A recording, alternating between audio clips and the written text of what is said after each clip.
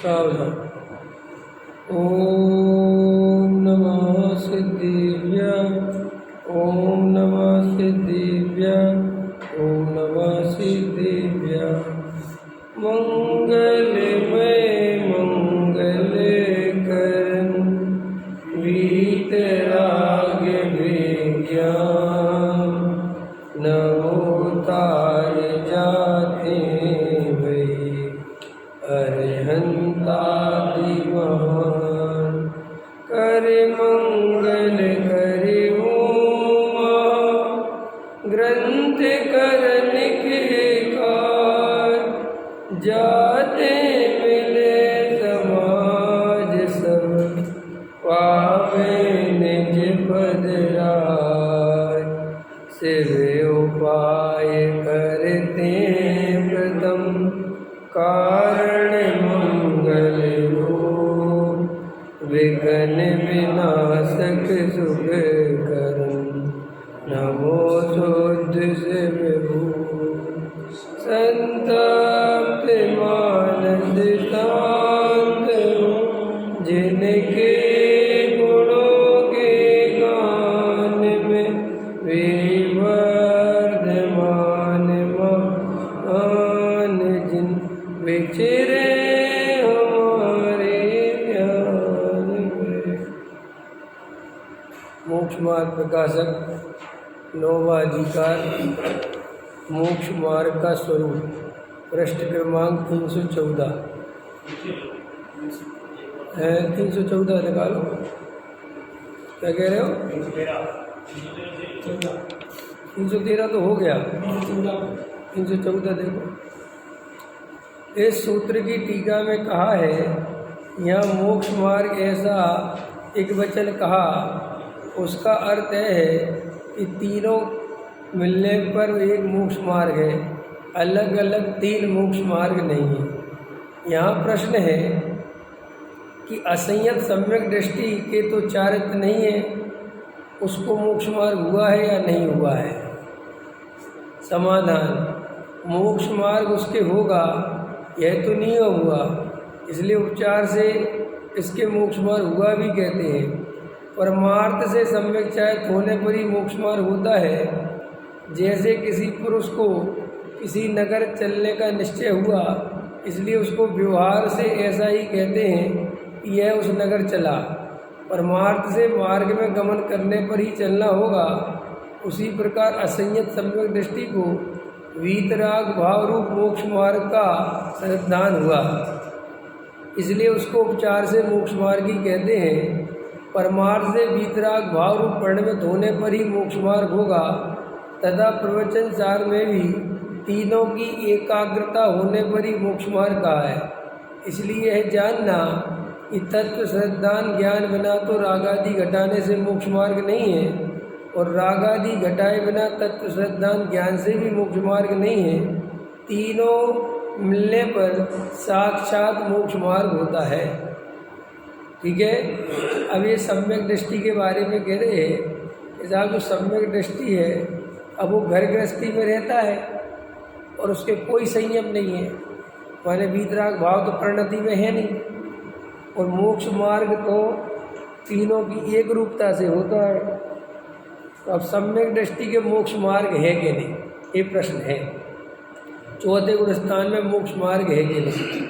तो यहाँ वो कहते हैं कि भविष्य में तो वो मोक्ष मार्ग में जाएगा ही, आगे सिद्ध बनेगा, मुनिराज बनेगा, तो इस अपेक्षा तो वो मोक्ष मार्ग ही है ही।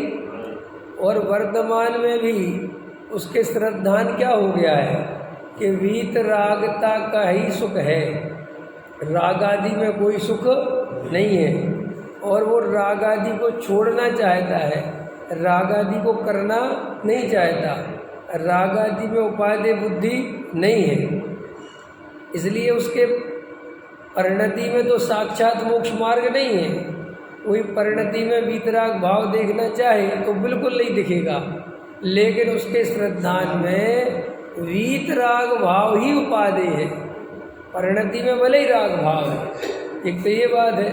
और सूक्ष्मता से देखा जाए तो अनंतानुबंधी कसाई गई, जो अनंतानुबंधी कसाय चारित्र मोह की प्रकृति है, तो लेकिन अनंतानुबंधी कसाय के जाने पर उसकी ऐसी स्थिति है कि कसाय अनंतानुबंधी नहीं है, फिर भी बाहर में ऐसा कुछ प्रकट नहीं है कि उसमें कोई भी संयम का भाव अपने को दिख सके। समझ में आया? इसलिए अनंतानुबंधी से अनंत पदार्थों का राग तो टूट गया, लेकिन वो अनंतानुबंधी के राग टूटने पर भी कोई बाहर में कोई व्रतशील संयम आदि पालन नहीं करता। इसलिए जब तक वो बाहर में व्रतशील संयम आदि नहीं पाले तो वो चारित्र नाम नहीं पा सकता किसी भी कीमत पे। तो अनंतानुबंधी के जाने पर इसलिए चौथे गुण स्थान को संयम का गुण स्थान नहीं कहा, असंयम नाम पाया उस गुण स्थान में। लेकिन जो जीव असंयम को छोड़ने के लिए सम्यक दर्शन सम्यक ज्ञान प्राप्त नहीं करते और सीधा असंयम छोड़ने के लिए लग जाते हैं, वे कभी असंयम छोड़ने में कामयाब नहीं होते। देखो यहाँ पर क्या लिखा टोडामल जी ने, कितना अच्छा लगा। इसलिए यह जानना कि तत्व श्रद्धान ज्ञान बिना तो राग आदि घटाने से मोक्ष मार्ग नहीं होता। जब कितना अच्छा लगा कि अगर वो राग आदि घटाए भी, कौन? कोई भी जीव राग आदि कैसे घटाए? मिथ्या दर्शन है और राग आदि घटा सकता है। घटाने का उपाय करते हैं लोग। कैसे करते हैं राग आदि घटाने का उपाय?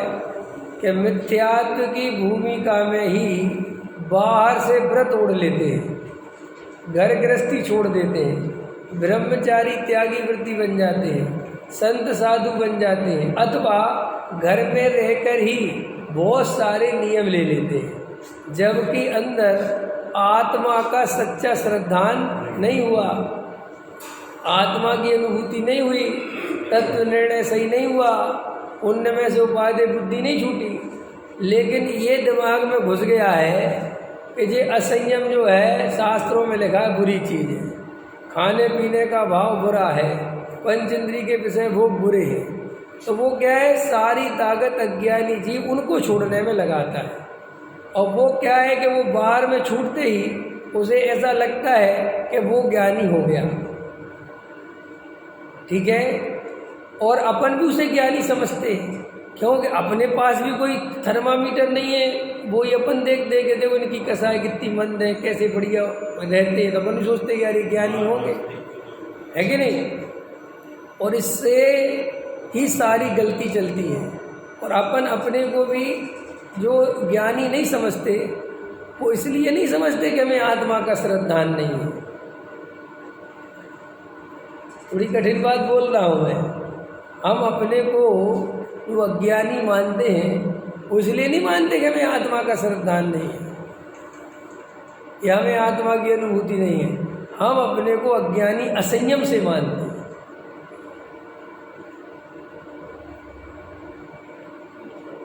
आ रही बात समझ में आ रही कि नहीं आ रही? जैसे मैं आपसे पूछूं कि रमेश जी आप अज्ञानी हो, आप कहोगे हाँ, तो मैं कहूँगा क्यों हो अज्ञानी?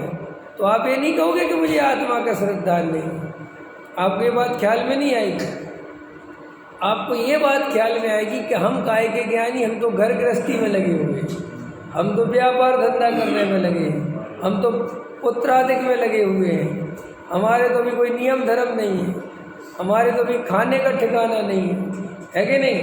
तो मैंने हमारा धर्म पूरा का पूरा वो बाहर के ही क्रियाकांड और वो बाहर की जड़ की क्रिया और वो परिणामों पर टिका है। इसलिए अपन इतना सुनते हैं कि आत्मश्रद्धान के बिना धर्म नहीं होता, सम्यक दर्शन नहीं होता, तो भी हमें आत्मश्रद्धान करने का पुरुषार्थ नहीं जगता। और किसी किसी जीव को इस स्वाध्याय आदि से पुरुषार्थ जगता भी है तो क्रियाकांड का जगता है। ख्याल में आ रहा है कि नहीं आ रहा? थोड़ा सा का जगता है कि कल से हम पूजन करेंगे, ये करेंगे, अब कल से हम ये नियम लेंगे, कल से अब ऐसे नहीं चलेंगे, अब 2 टाइम स्वाध्याय, उसको ये जगता है। मुझे आत्मा का श्रद्धान करना है। मैंने अपने को आत्मा नहीं माना, मैंने अनादिकाल से अपने को देह रूप अनुभव किया, राग रूप अनुभव किया, परिणाम वाला माना, क्रिया वाला माना, शरीर वाला माना, संयोग वाला माना, अशुद्ध आत्मा माना, रागी द्वेषी आत्मा माना। ये जो अनादिकाल से मेरी भूल है, ये मुझे अब भी तोड़नी है। ये यहाँ ध्यान नहीं जाता हमारा ध्यान हमेशा जाता है कि मुझे इसलिए सम्यक दर्शन नहीं है क्योंकि मेरे राग है। हल में है ना, मुझे राग बहुत है, मुझे पैसा कमाने का राग है, मुझे घर गृहस्थी का राग है, मैं काय का ज्ञानी। इसलिए हम ज्ञानी होने की चेष्टा जितनी भी करते हैं वो क्रिया कांड से करते हैं, और फिर उसमें भी हम पूरे ईमानदार नहीं होते, उसमें भी हम छल ग्रहण करते हैं। कैसे छल ग्रहण करते हैं कि जैसे हमें बहुत पैसा कमाने का राग है, पैसे में बहुत सुख बुद्धि है, तो उसमें तो हम लगे रहेंगे। लेकिन आसान काम है हरि छोड़ना, पैसा छोड़ना कठिन काम है, लेकिन हरि छोड़ना बहुत सरल काम है। अथवा और जो बाहर के 2-4-6 नियम हैं, अपन क्या करते हैं उसको लेकर ये जो असली जो अभिप्राय की खोट है वो छुपा लेते हैं। जैसे कोई गंदगी को फूलों से ढक देता है और गंदगी नीचे दब जाती है, ऐसे ही हम अपने खोटे परिणामों पर एक क्रिया कांड का लेप करके वो खोटे अभिप्राय को छुपा लेते हैं। और अगर हम ये नहीं कर पाते हैं तो हम अपने को धार्मिक मानते हैं।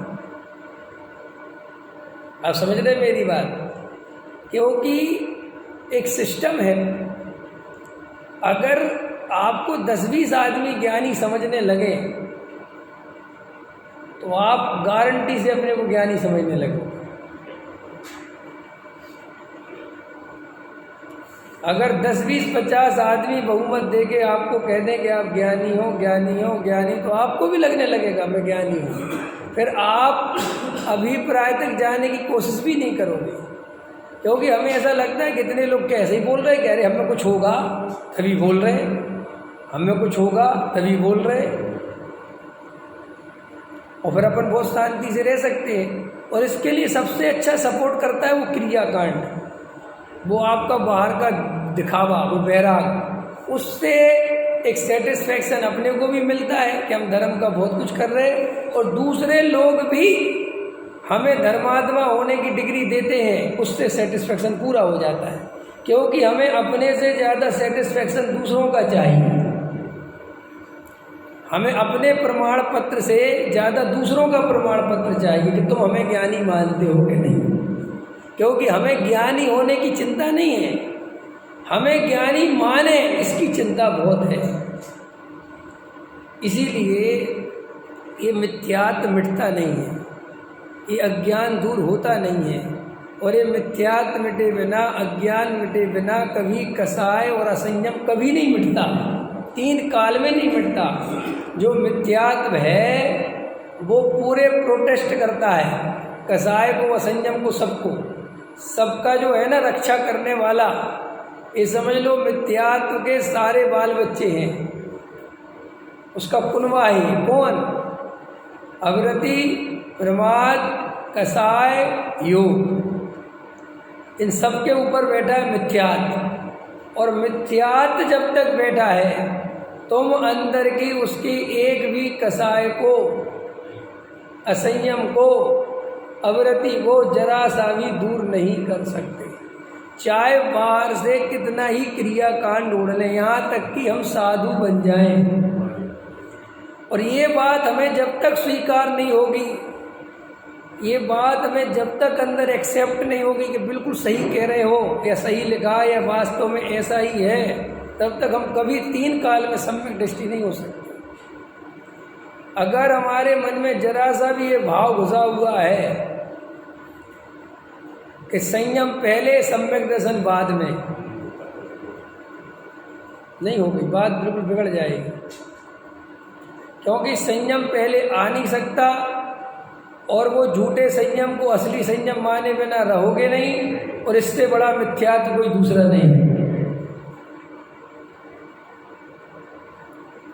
तो मैंने एक बेसिक प्रश्न उठाया कि अगर हमसे कोई पूछे कि आप अज्ञानी हो कि ज्ञानी हो, तो अमूमन आप कहोगे कि साहब अज्ञानी हो, और बहुत लोग अज्ञानी हैं साहब। तो उनसे पूछो कि आपने अपने को अज्ञानी क्यों माना, तो उनके मुंह से ये नहीं निकलेगा कि हमने आत्मा की श्रद्धा नहीं करी, उनके मुंह से ये नहीं निकलेगा कि हमने भेद ज्ञान नहीं करा, उनके मुंह से ये निकलेगा कि हमने पंच इंद्रिय के विषय भोग नहीं छोड़े, हमने घर नहीं छोड़ा, हमने शादी कर ली, हमने बाल बच्चे कर लिए, हम गृहस्थी में फंस गए। तो ये मान्यता मिथ्यात्व की है, और इसी मान्यता से हम रात दिन शास्त्र सुनते रहेंगे, कभी सम्यक दर्शन नहीं होगा। ये पूरी ताकत से आपको ये समझना पड़ेगा कि मैंने आत्मा का श्रद्धा नहीं किया, आत्मा का अनुभव नहीं किया, भेद ज्ञान नहीं किया, इसलिए मैं मिथ्या दृष्टि हूँ, और मेरे मिथ्यात्व का कोई कारण नहीं है। ये पंच इंद्रिय के विषय भोगों का राग ये मिथ्यात्व नहीं है। इस राग में एकत्व बुद्धि, राग में उपादेय बुद्धि, ये मिथ्यात्व है। और हमें ये समझ में नहीं आता, ये बात हम अंदर से डिफाइन नहीं कर पाते कि उपादेय बुद्धि क्या होती है और राग क्या होता है। ये अंतर हमारे ख्याल में नहीं आता। हमारे अंदर एक ऐसी मान्यता पड़ी हुई है कि एकत्व करे बिना राग नहीं होता। नहीं समझ में आई बात क्या रमेश जी? अब समझ रहे हो मैं क्या कह रहा हूँ? हैं? अब समझ रहे हो ना मैं क्या कह रहा हूँ? अब हमारा एकत्व करे बिना राग नहीं होता, ये बात समझ में आने से अपन राग और एकत्व को एक समझ लेते हैं, और एक समझ लेने से क्या होता है कि वो चारित्र्य मोह और दर्शन मोह एक हो जाता है, जबकि वे एक है ही नहीं। आपको हमें क्या लगता है कि मैं रोटी खाने जा रहा हूँ तो बिना एकत्व के कैसे खाऊंगा? मैं अगर शादी करने जा रहा हूँ तो मुझे जब तक सुख बुद्धि नहीं होगी मैं शादी क्यों करूँ? ये हमारी कॉमन सेंस है, ये गलत है। और ये कॉमन सेंस हमारी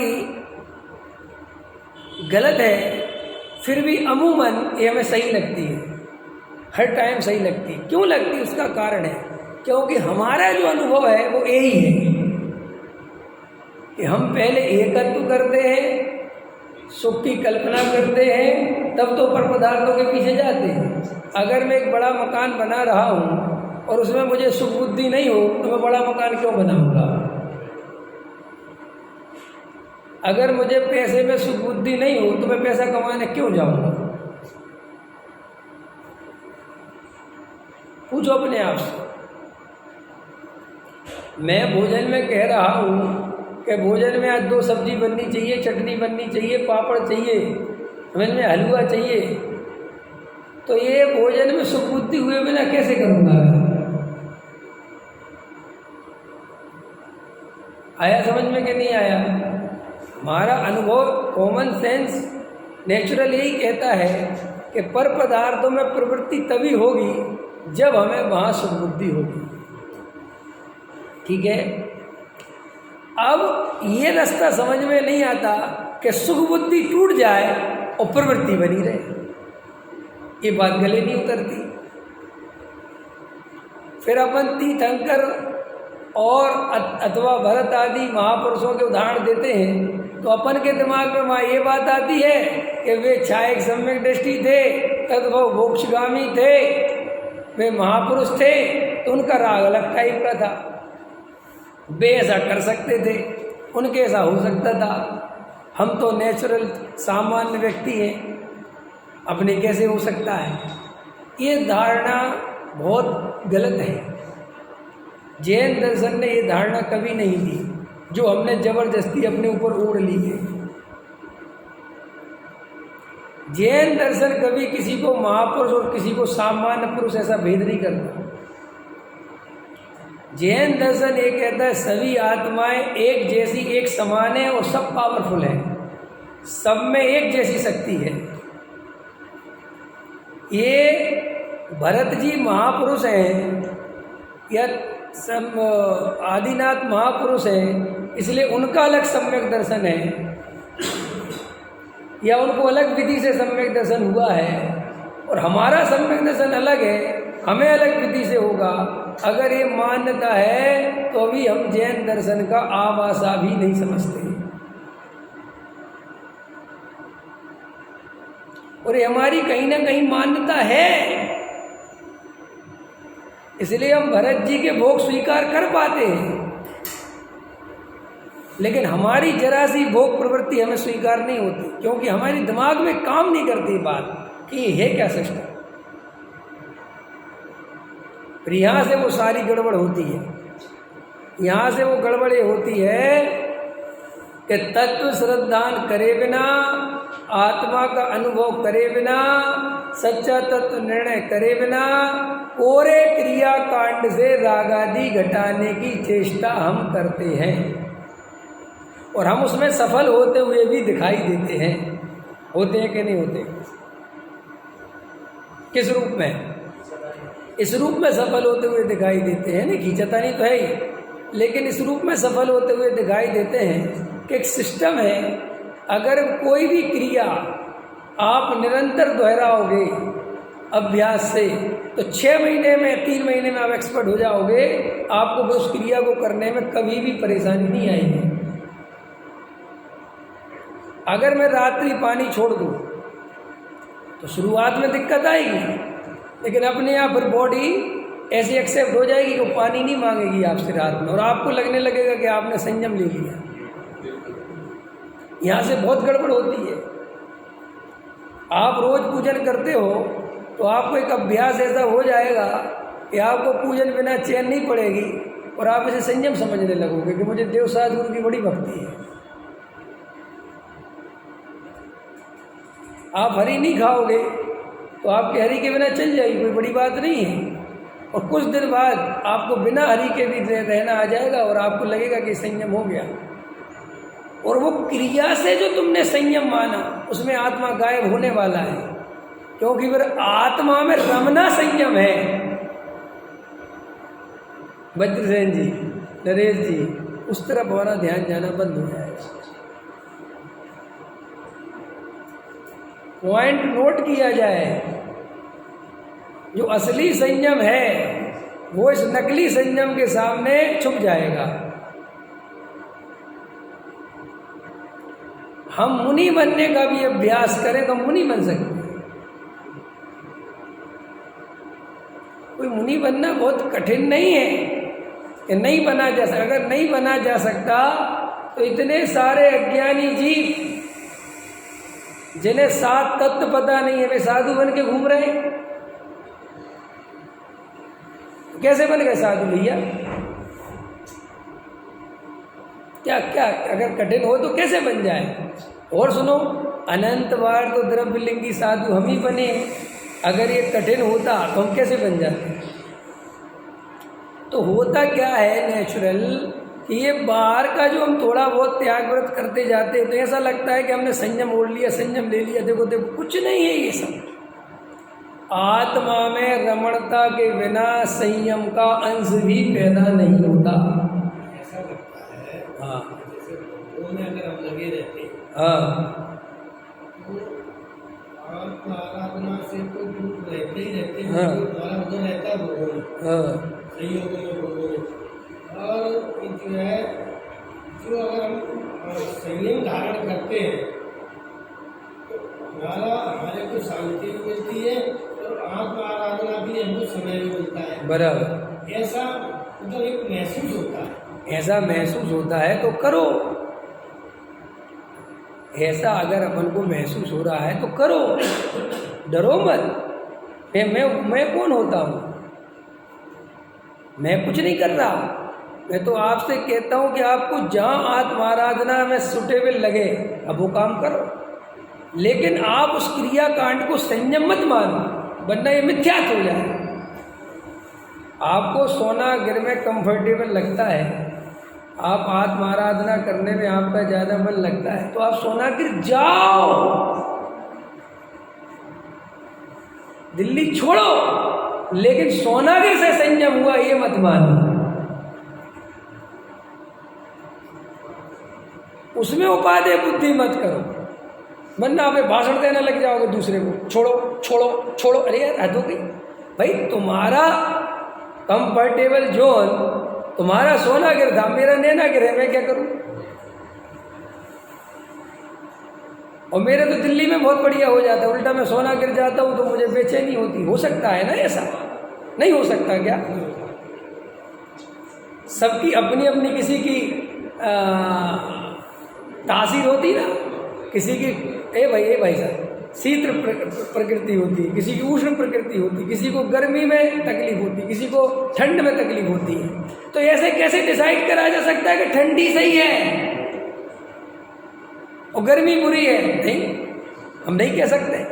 किसी को ठंड बहुत अच्छी कंफर्टेबल होती है, किसी को गर्मी बहुत अच्छी होती है, और किसी के लिए दोनों अच्छी नहीं होती, तीसरी अवस्था वाले भी लोग हैं।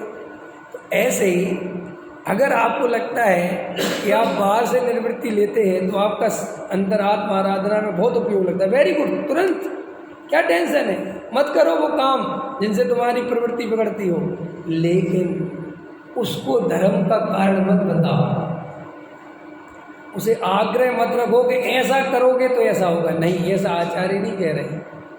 लिखा है, टोडामल जी साहब ने बात लिखी है जो आप कह रहे हो। ये टोडामल जी ने इसी मोक्ष मार्ग प्रकाशक में जवाब दिया है जो बद्र सेन जी ने प्रश्न उठाया। लिखा है टोडामल कि देखो भैया, कई तरह के जीव होते हैं, कोई तो संयम बाहर के पहले ले लेते हैं, द्रव्यलिंग बाद पहले ले लेते हैं और भावलिंग बाद में आ जाता है। कोई पंचम स्थान ब्रह्मचारी पहले बन जाते हैं और ब्रह्मचर्य भाव बाद में आता है, और कोई एक भी व्रत नहीं लेते, पहले सम्यक दर्शन लेते हैं। तो ऐसा लगा टोटल ने, राजमार्ग तो सम्यक दर्शन पूर्वक ही चलना है, लेकिन कदाचित अपवाद मार्ग में कुछ जीव ऐसे होते हैं कि उन्हें शादी करने का भाव आता ही नहीं, तो क्या उनकी जबरदस्ती करा दे क्या पकड़ के? लेकिन शादी नहीं करने का भाव संयम नहीं है, ब्रह्मचर्य नहीं है। मुझे शादी करने का भाव नहीं आता इसलिए मैं ब्रह्मचारी हूँ, गलत, बिल्कुल गलत है। ये कहीं पर भी ब्रह्मचर्य का स्वरूप लिखाओ कि शादी करने का भाव नहीं आना ब्रह्मचर्य है, तो बहुत गलत हो जाएगा। फिर आपको मोदी जी को ब्रह्मचारी कहना पड़ेगा, अटल बिहारी को ब्रह्मचारी कहना पड़ेगा। और अब ये तो नाम फेमस हो गया इसलिए बता रहे हैं, ना जाने ऐसे कितने होंगे जो शादी नहीं करते।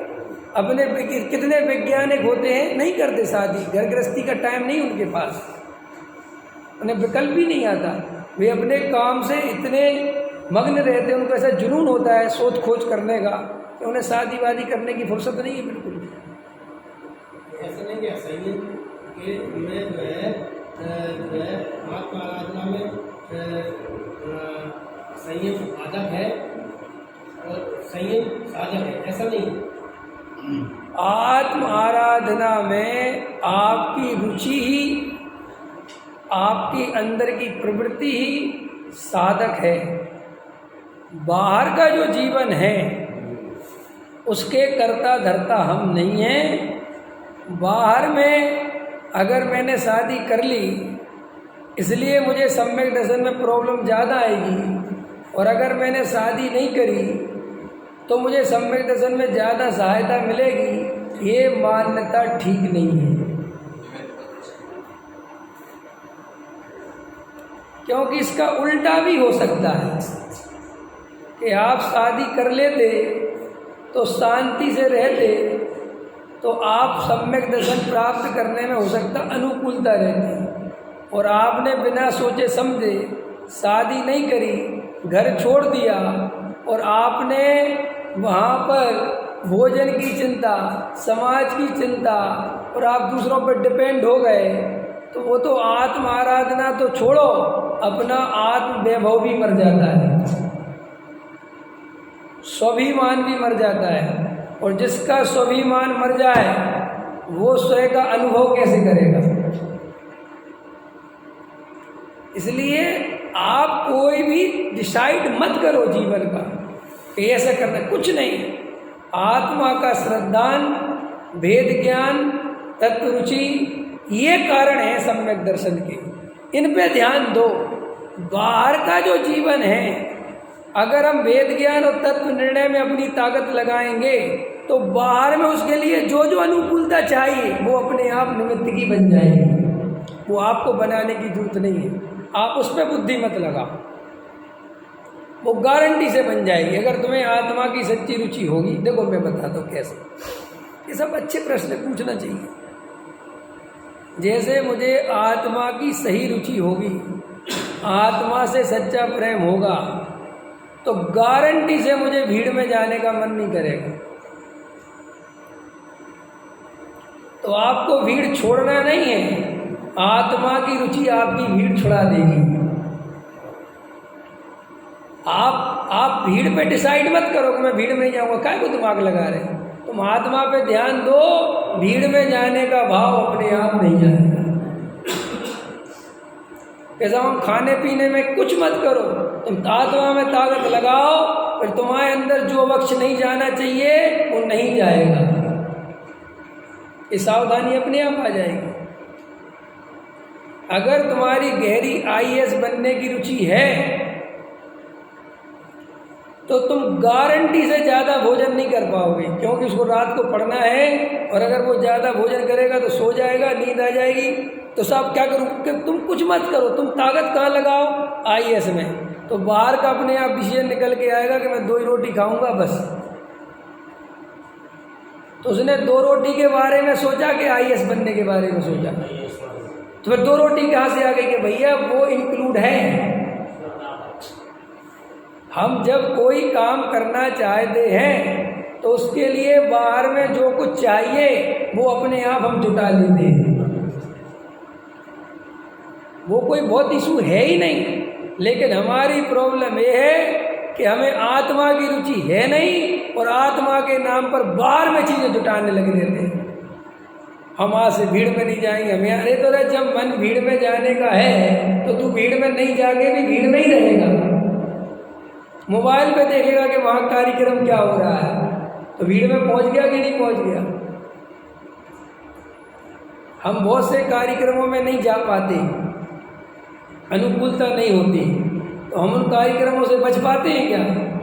घर में बैठे बैठे लगा के देखते हैं, और गलती से वहाँ के हम ट्रस्टी और हों और भी तुम्हारे पद जो ज़्यादा काय को बोलना है। नहीं इतना ही ठीक है, समझ में। अभी एक क्लिप थी जिसमें वज्र सेन जी का नाम लिया है। मैंने उसमें बताया ना कि ये मंदिर की व्यवस्था तो लेना 1100 पूरी इंडिया में घूम रही। मेरे पास कहाँ से मैंने मोक्षों के नहीं व्यवहारियों के फ़ोन आ रहे। समझ में आया कि नहीं आया? अरे साहब ये तो बहुत बढ़िया बताया। हमने कहा तुम्हारी सबकी कसाई थी ना, अब तुम तो कह नहीं पा रहे, हमने कह दी तो तुम कहते जी आदमी बहुत बढ़िया है। तो ये जो बाहर की व्यवस्थाएं हैं, ये सब आप कितनी ही कोशिश करो, अगर आत्मा की सम्यक रुचि नहीं होगी तो ये बाहर की व्यवस्थाएं तुम भले ही छोड़ छाड़ के जंगल में भग जाओ, वहाँ पर भी इंटरनेट खोल के देखोगे। ये उल्टी गंगा बहाना बंद करो, ये व्यर्थ है ये सब। पर पदार्थों की रुचि छोड़ो। क्या रुचि छोड़ो? आत्मा की रुचि जागृत करो तो पर पदार्थों की रुचि छूट जाएगी। पर पदार्थों की रुचि कभी डायरेक्ट नहीं छूटती। ये गाना बजाने से, जंगल में भाग जाने से, क्रियाकांड ओढ़ लेने से आत्मा की रुचि नहीं होती। अगर इससे कोई रुचि होती तो इतने साधु जो कुगरू बन जाते हैं, ये तो सुगरू बन जाते हैं। ये कुगरुओं की संख्या थोड़ी बढ़ती, फिर सुगरुओं की संख्या बढ़नी चाहिए। क्यों कि सब छोड़ छाड़ के भग गए, उन्हें तो आत्मा मिल जाना चाहिए। लेकिन बिल्कुल उल्टा है, हमसे भी ज़्यादा पापी हैं वे कुगरू। हमारे अंदर जितनी मलिनता नहीं है, जितनी मलिनता उनके अंदर घूमती है। क्यों? क्योंकि ये बाहर से अंदर का रास्ता नहीं खुलता, अंदर से बाहर का रास्ता खुलता है। पकड़ में आई? कुछ पॉइंट समझ में आ गए अपने को? तो ये जो अपने को लगता है कि हम भीड़ से बचेंगे, ये सब बाहर में कुछ नहीं है, सब बेकार की बात है। तुम गहरी आत्मा की रुचि करो तो ट्रेन में खड़े खड़े धक्का मुक्की में सम्यक दर्शन ले लोगे। जनरल के डिब्बे में सम्यक दर्शन ले लोगे, और आत्मा की रुचि नहीं होगी तो एसी में नहीं ले पाओगे। एसी होता है ना, first AC, second AC, third AC. तो फर्स्ट एसी में तो आपको वो मिलता है कमरे जैसा घर है, बैठो शांति से, 2 ही आदमी रहेंगे वहाँ हैं। उसमें भी जाके बैठ जाओ ना, जहाँ टीटी टिकट पूछने भी नहीं आता, डोंट डिस्टर्ब, तो भी वहाँ वो डोंट डिस्टर्ब भी। आत्मा की रुचि बिना सम्यक दर्शन नहीं हो सकता। और जनरल के डिब्बे में बैठे होगे, जहाँ 300 आदमी की जगह 1000 भरा होगा, और आत्मा की गहरी रुचि होगी तो आँख बंद करके वही सम्यक दर्शन ले लोगे। नरक का नारकी महाविपरीत परिस्थितियों में सम्यक दर्शन लेता है कि नहीं लेता? त्रियंच गति का जीव महाविपरीत परिस्थितियों में सम्यक दर्शन लेता है कि नहीं? अरे हमारी तो कोई विपरीत परिस्थिति नहीं है, हम कौन से काम धंधों में उलझे हैं, हमें आत्मा की रुचि नहीं है भाई। असली बात ये है, अभी हमारे सबके जीवन में ऐसा कुछ नहीं चल रहा है कि हमें सम्यक दर्शन के लिए बहुत परेशानी है। सबके पास, सबकी गारंटी ले रहा हूँ, सबकी, पूरे मोक्षों की और गैर मोक्षों की भी, अरे सारे मनुष्य जाति की कोई ऐसी प्रतिकूलता नहीं है कि हमें सम्यक दर्शन नहीं हो सकता। सम्यक दर्शन तो सिर्फ इतनी सी बात है कि हमें उसकी रुचि नहीं है। आप ये मत सोचो कि आप दिल्ली में रह रहे हो और आप घर गृहस्थी में लगे, उसलिए सब अगर ये सोचते हो तो इसलिए सोचते हो कि ताकि अपने ऊपर दोष नहीं आवे। सारा दोष किसके ऊपर आ जावे?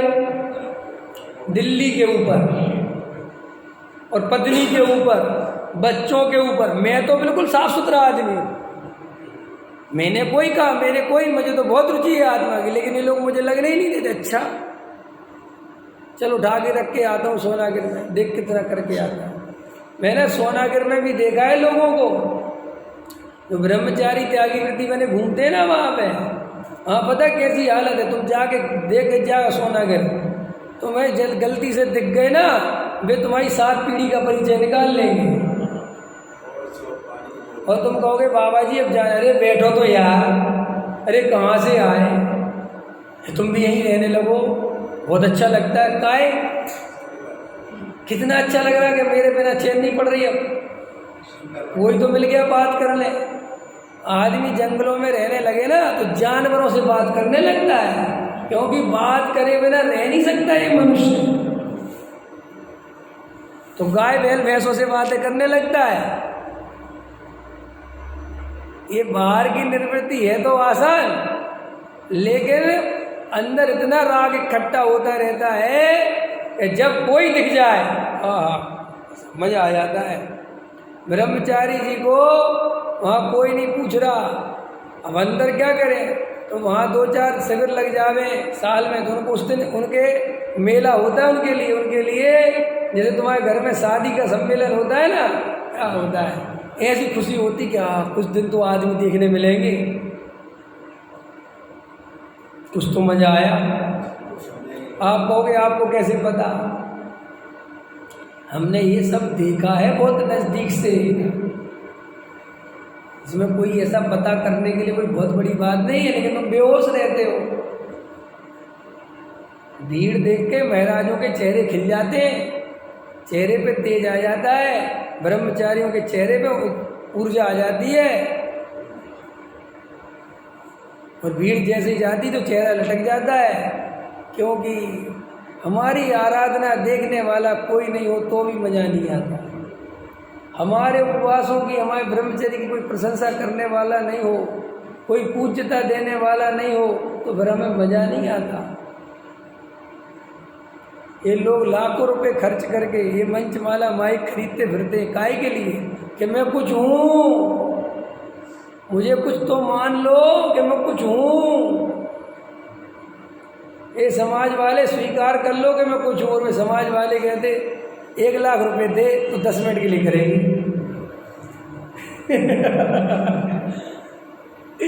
है तो कहता ले लो 1 लाख रुपए ले लो, लेकिन स्वीकार कर लो। हाँ आओ आओ मंचमाला, आओ आओ बैठो बैठो, बस 1 लाख रुपए 10 मिनट के लिए बैठाया, अब जाओ नीचे। फिर बेचारा बेमन से नीचे उतरता है, फिर अगली बार कहता है देखो जी मैंने 1 लाख दिए थे कि वो तो बात खत्म हो गई, अब फिर कुछ चाहिए हो तो फिर लाओ 1 लाख। ऐसे नहीं चलता व्यापार, ऐसे नहीं है हमारी हालत। फिर और बड़ा दिखना चाहता है तो 10 लाख देता है, और बड़ा दिखना चाहता है तो 50 लाख देता है। क्या करे बेचारा, अंदर से खाली पड़ा है, भरना चाहता है कि दूसरे लोगों से, भीड़ से, सम्मान से, शब्दों से, माला से, मंच से 50,000 आंखें मुझे देखें, इसके लिए मरे जा रहे पर के 50,000 आंखें मुझे देखें। क्या है तुम में देखने का जो देखे? कौन देखता है तुम्हें पता है? कभी कोई देखता है तुम्हें? तुम जबरदस्ती सोचते हो कि लोग मुझे देख रहे हैं, कोई नहीं देखता।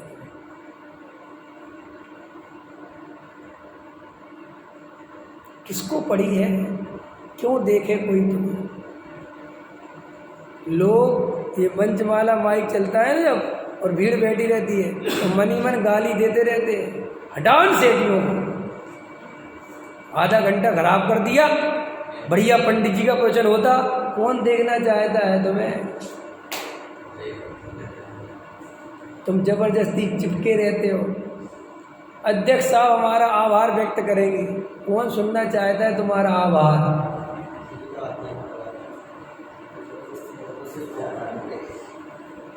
तुम जबरदस्ती फूल के कुप्पा हो रहे हो, तुम जबरदस्ती अपने आप को पता नहीं क्या समझ रहे हो। अरे नीचे वालों से तो पूछ लो कि तुम्हें कुछ समझते भी है कि नहीं।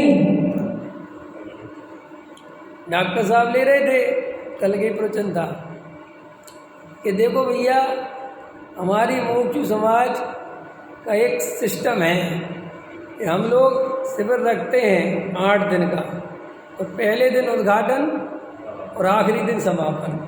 और बोले सेठिया आते हैं पहले दिन उद्घाटन में और अथवा आते हैं समापन में, और बोले बीच के दिन में गायब हो जाते हैं। और आम पब्लिक इन 2 दिन को छोड़ के आती है। बहुत अच्छा ले रहे थे, तो कहते हमारी समस्या ये है कि सेठिया आते या लोग नहीं मिलते। वो कहते तुम्हारा पता नहीं कैसे कार्यक्रम है। तो हमने उनसे कहा कि हमारे लोगों को ये उद्घाटन में और समापन में कोई रस नहीं है, उन्हें तो समय सार सुनने में रस है, और सेठियों को समय सार में रस नहीं है। समय सार के नाम पर जो उन्हें माला पहनाई जाए, जो उन्हें सम्मान दिया जाए, उन्हें उसमें रस है। तो बोले अब हमें मेल कराएं तो कराएं कैसे?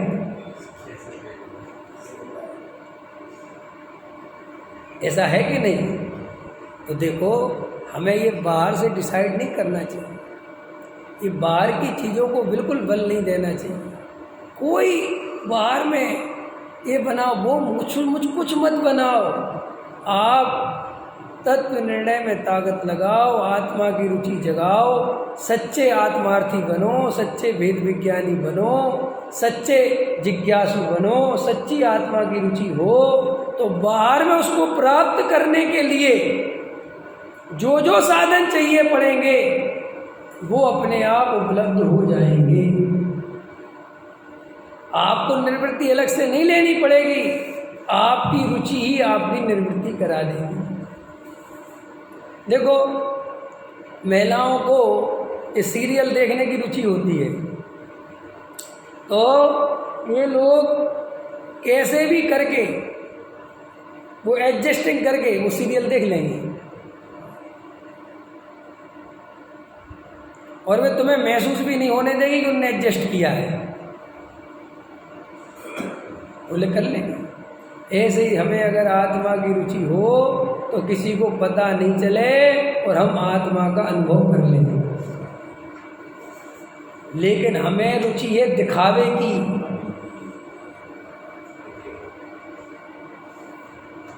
मैंने जरा सा 1 घंटा आज आत्मा का विचार क्या करा, 1000 आदमी को बताया। मैं तो गहरा विचार करता हूँ जी, मैं तो जी अब तुम्हारी भीड़ में आने किसको बता रहे, क्यों बता रहे? ये रस बता रहा है कि अभी कुछ नहीं हुआ है, इतना धक्का क्यों दे रहे हो? ये अहंकार पोषण करने का दूसरा तरीका निकाला है। पहला वाला तरीका फ्लॉप हो गया है। अरविंद जी, जैन साहब बचोगे नहीं। ये दिखावटी बनावटी आदतें इतनी आराम से जाती नहीं है। पहले भोगने का प्रदर्शन था, अब छोड़ने का प्रदर्शन है।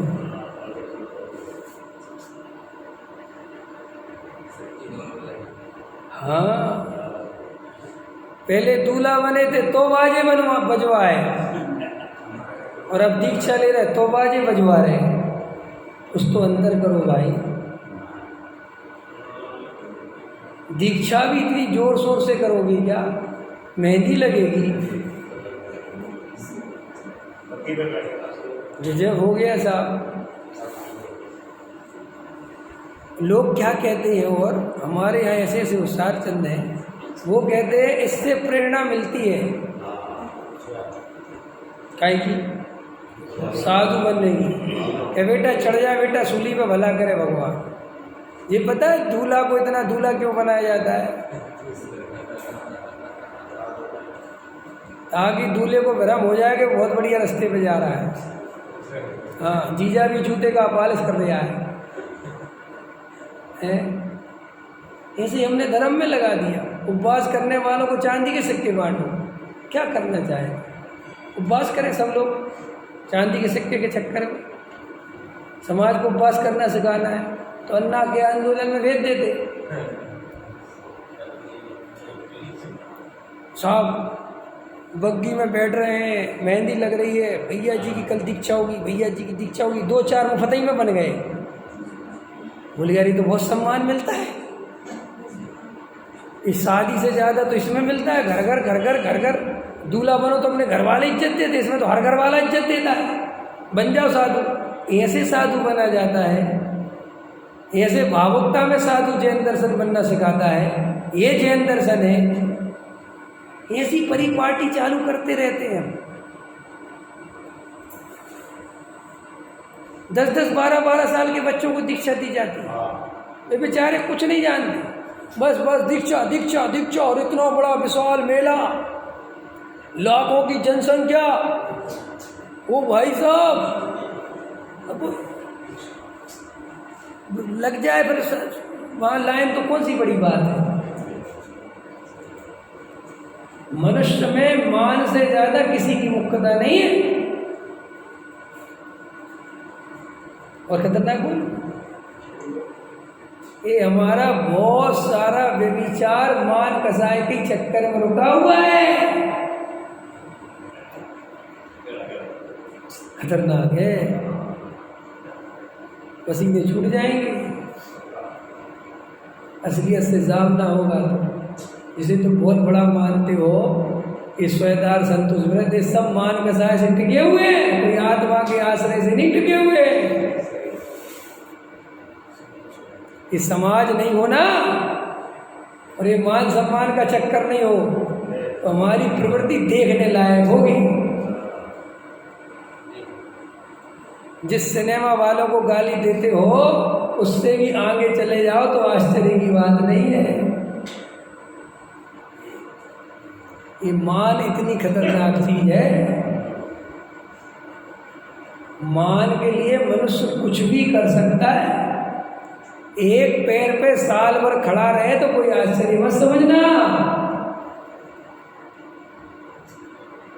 एक थे ना अपने जंगल वाले बाबा,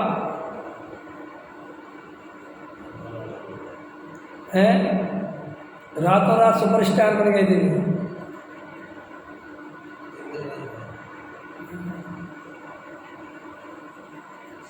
क्या बोलूँ मैं, किसके बारे में क्या बोलूँ?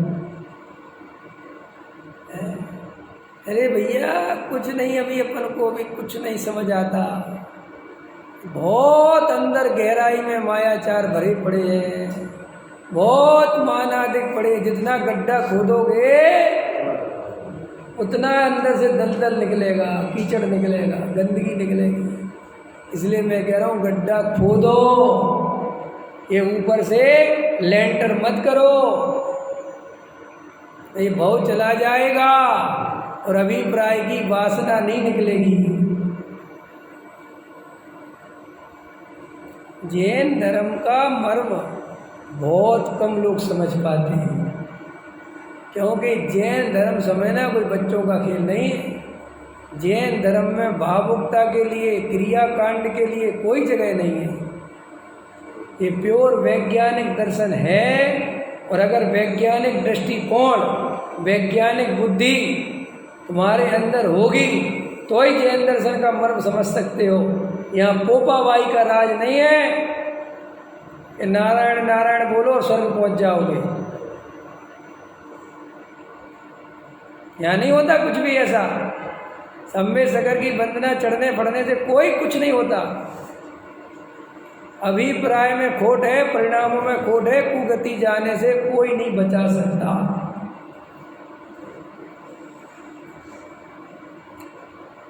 पंडित जी बहुत तकलीफ हो रही, डरो मत, सब निकलेगा कचड़ा।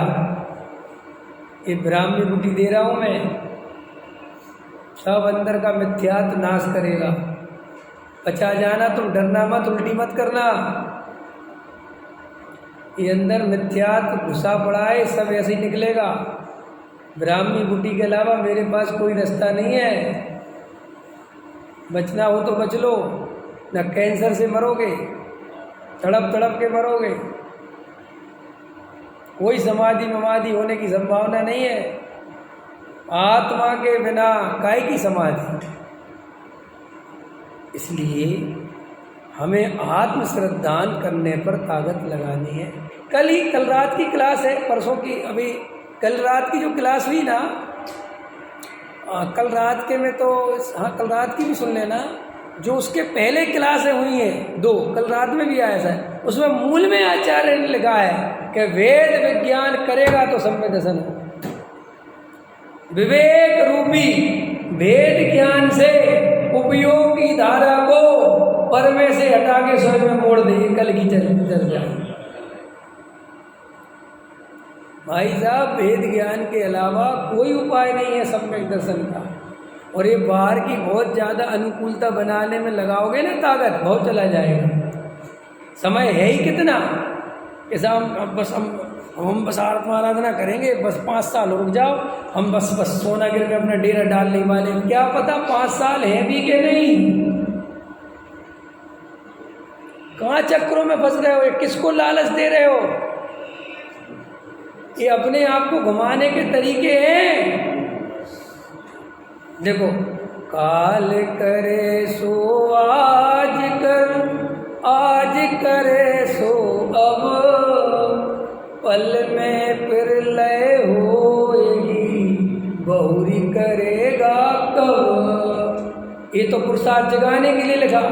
फिर उनसे आगे होशियार चंद पैदा हुए, उनने इसको उल्टा करा। आज करे सो काल कर, काल कर सो परसों, इतनी जल्दी क्या पड़ी अभी डले बरसों। हैं होशियार चंद, हैं बनाने वाले कई लोग हैं, एक से होशियार चंद हैं। एक आदमी से कहा कि भैया थोड़ा योगा करा करो थोड़ा सा, तो पता उसने क्या कहा? देखो जी, भगवान ने सांसें गिनती की थी कि नहीं? हाँ। तो बोले योगा में ज़्यादा सांसें ले लूँगा तो जल्दी मर जाऊँगा।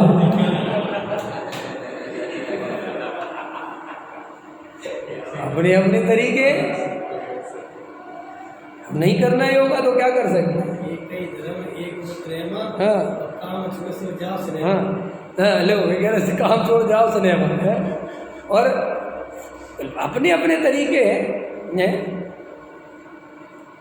कल मैंने एक चुटकुला सुनाया था ना, एक मुसलमान से कहा कि अरे तुम शराब पीते हो हैं, और शराब पीना तो इस्लाम में महापाप है, कुरान में महापाप है, तुम जहन्नम में जाओगे, तुमने कलमा नहीं पढ़ा।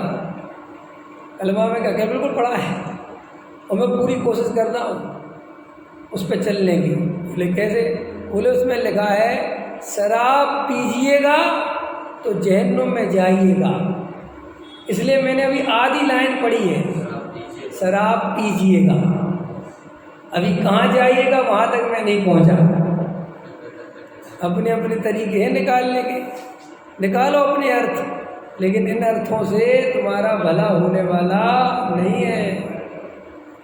ये किसको ठग रहे हो कि समय नहीं है, क्या करें पंडित जी? कोई पंडित जी थोड़ी बचा लेंगे, ये तेरे बहाने तुझे ही ले डूबेंगे। सहजानंदी सोदर